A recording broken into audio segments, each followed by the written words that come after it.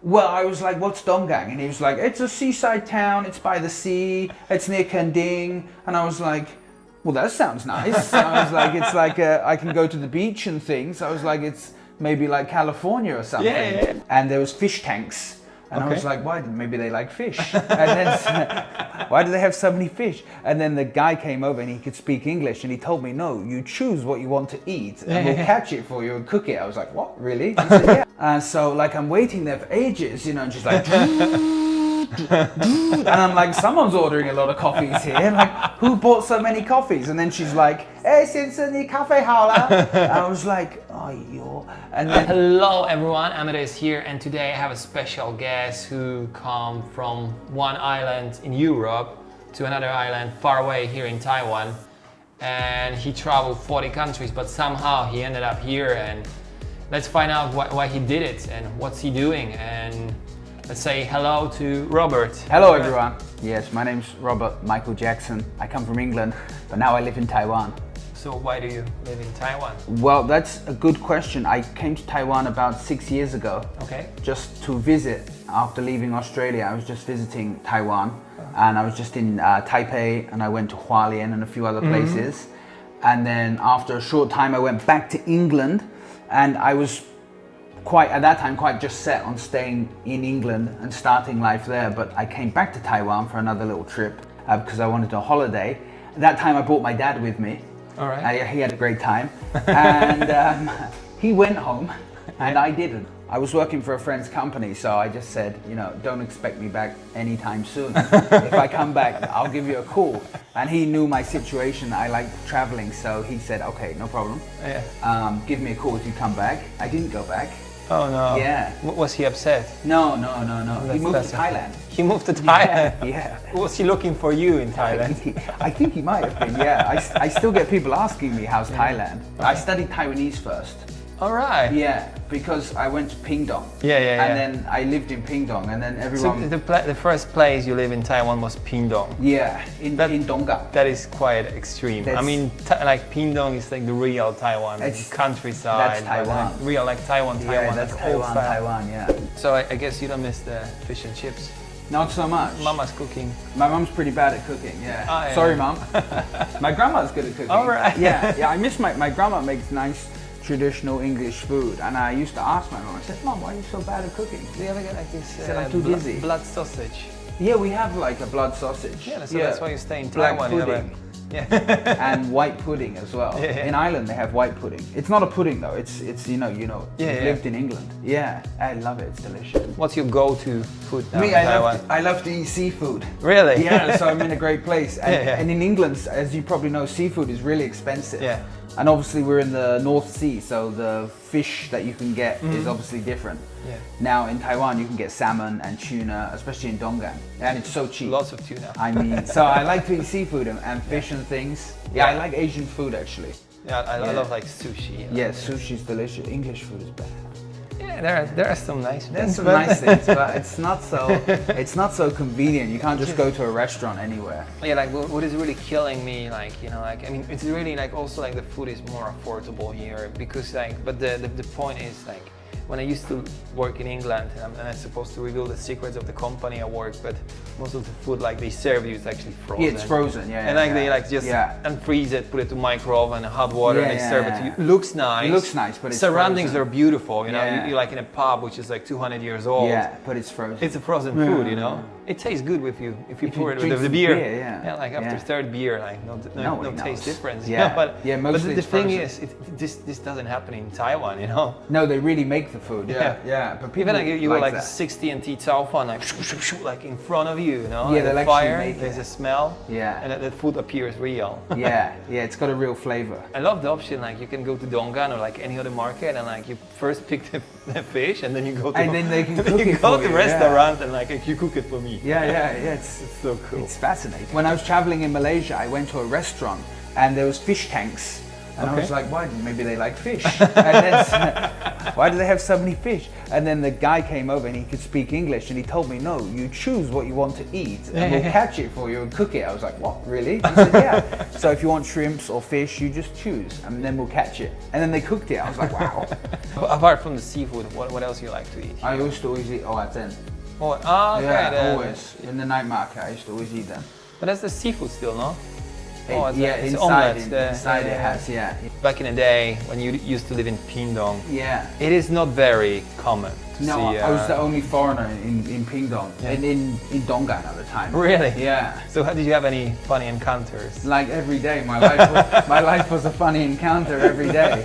So I started to learn Taiwanese. So I go to the market and like speak Taiwanese to people, and they're like surprised that there's a foreigner coming here. No, it's a double surprise. Yeah, the first they see a foreigner, and they're like, Yeah. and then I start to speak to them in Taiwanese, and then they're like nearly passing out or something. Yeah. So like every day was a surprise. It was kind of exciting as well. Like I saw things in Pingdong that I don't think you'd see in other places. Example. There was like the balloon guy that used to come around. Okay. He used to sell balloons.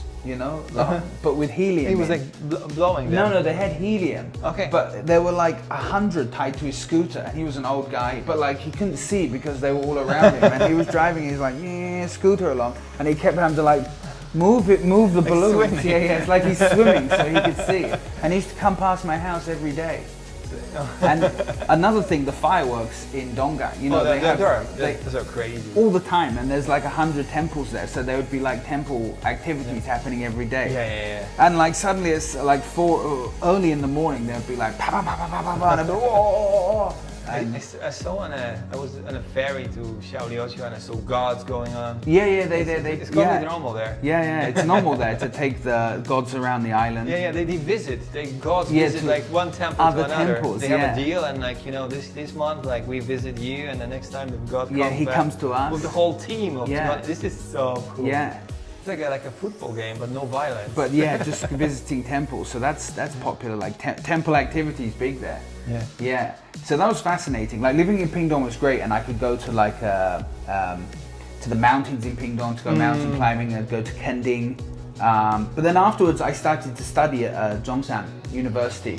Yeah. And so then I would drive every day from Donggang to Kaohsiung to Shiziwan. Yeah. That was pretty wild. This is such a cool university. Yeah. That's why I chose it, because it's such a beautiful place. But like going from Donggang to there is like 1 hour. Yeah. It's like driving really fast between the trucks. Yeah, and that road's a bit scary when you go past like China Steel. This road here. Once you turn left there. Yeah. That's every day back and forth was scary. So eventually I moved to Kaohsiung. So how did you stay in like Donggang? Like why did you stay there first? I don't know, because I was just visiting, and then I thought I would like to try English teaching. Okay. So I was looking in Taipei, but I didn't have experience in this. And then someone contacted me on the internet and said, we have a job in Donggang.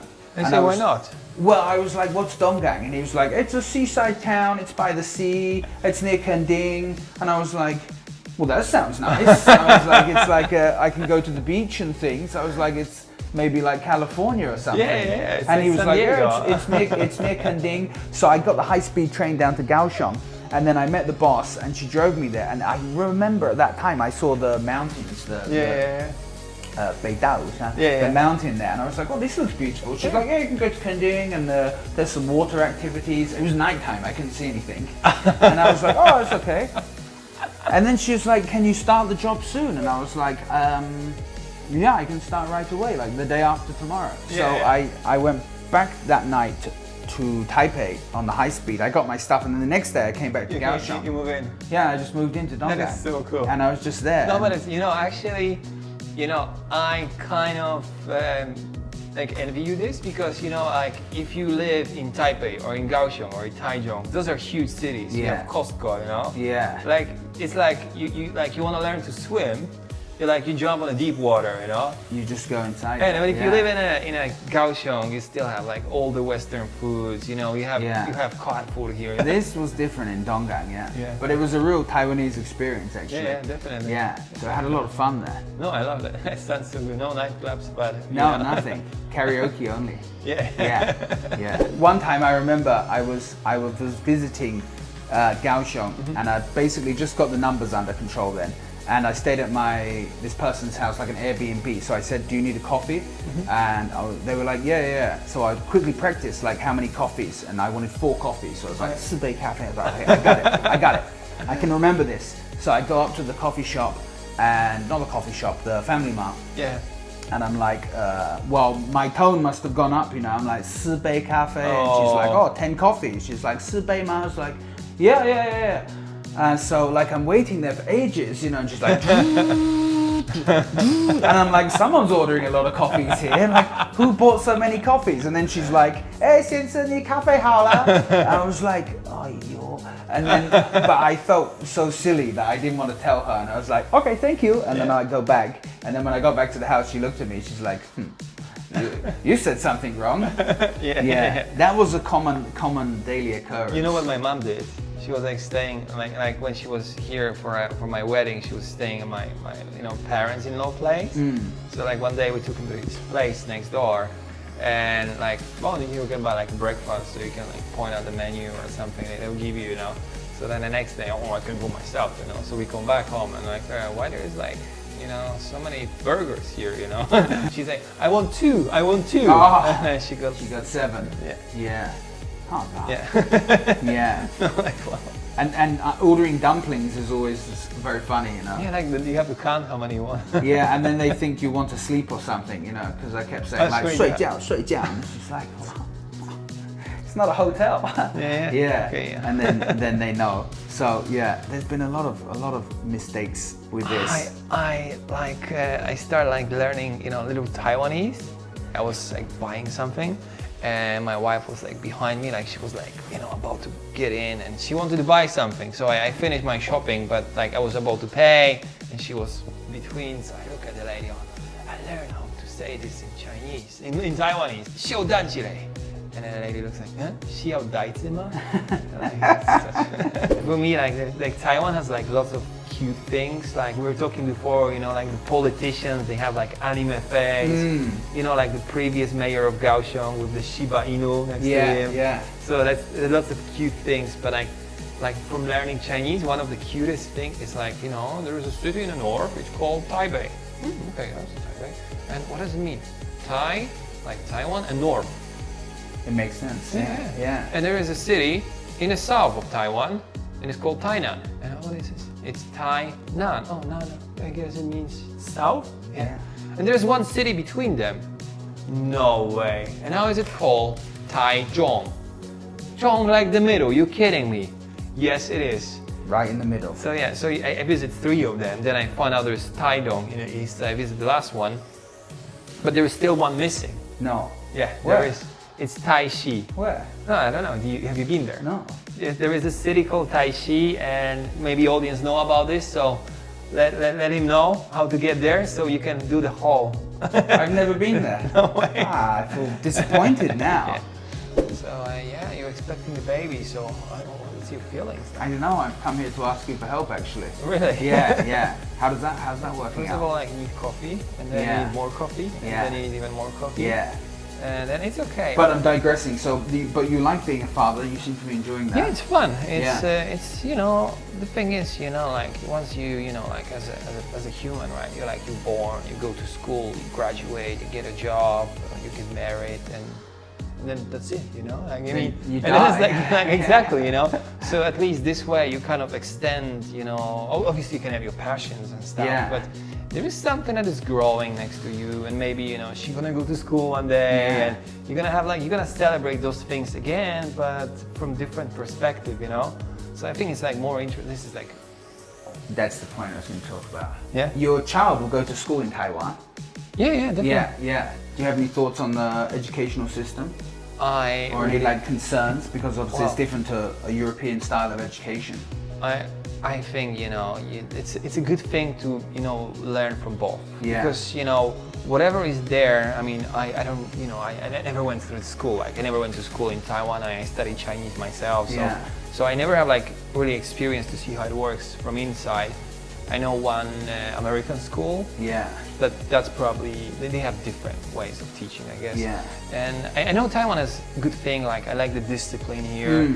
I like the politeness, and kids respect teachers in general. Yeah. Which is not a thing in the West, like it's kind of different. Not these days. Yeah. So there are lots of good things, but like I also think, like if it's your kid, you educate your kids by talking to them every day, spending time together, doing things together. Yeah. So I think it's a good thing to have this blend from different cultures at the same time, because I think world is going this direction. Like you have maybe 50 years ago everything was between Atlantic Ocean, and now things moving to the East Asia. East meets West. Yeah, so it's like so you need to be prepared for that. Like me, like my parents at home, they don't have chopsticks. Yeah. I have both. I have forks. I have chopsticks. Yeah. You have to get ready for everything, because things are gonna mix. Your Chinese skills in Taiwanese are pretty impressive, Yeah. So if somebody's watching it here, trying to learn languages, or trying to go to the new places, do you have anything to say to them? Oh, to yeah. encourage them? Oh yeah. Is it worth it? Worth what? Learning a language? Yeah. Yeah, for sure it's worth learning a language. Like you've learned languages as well. So the most important thing I feel when learning a language is to use your ears. Yeah. Like textbooks are good and reading things are good and writing things down is good, but you also have to try to integrate and assimilate with the local people and learn how they say things. Yeah. That's not completely, obviously you have to read some books as well, but I also feel listening and using your ears when learning a language is very, very important. Probably the most important thing. Like when a baby is a baby, how do they learn their language? By listening to mom. They absorb things like, oh, mommy, daddy, and they start to learn their language. So I think using that technique is actually quite useful. Yeah, you really have to go and it's helped me in Taiwan. I used to go and just hang around places, listen to how they say things. Okay, now I know. And then you really, I feel that way it really sinks into you. Yeah. Things like a cool moment in your life when you start actually learning language without books anymore. Yeah. Like you go, like I don't know, a few days ago, I would like maybe a few weeks ago, we go to restaurants like gong kwai. Oh, gong kwai, gong kwai. Yeah. And it's like you start mixing things, but it's really amazing. I think it's an exciting thing. Yeah. Like it's finding the puzzles get together there. But I also think there's when you're learning a language, there's no like real end to it. It's a continuous progress. The language changes. You don't know every word in Polish, and you can still learn new words. I don't know every word in English, and I can still learn new words. So learning a new language is just a lifelong process, really. It's not something you can say, I'm just going to get to here and stop. And you have to use it, use it or lose it. Otherwise, you will eventually probably forget some of it. It is a sad part. Yeah, it's important to use it and to just continually learn. So I love this ending. Go out there if you want to learn language, if you want to have some experiences and live exciting life like Dafon lives in Taiwan.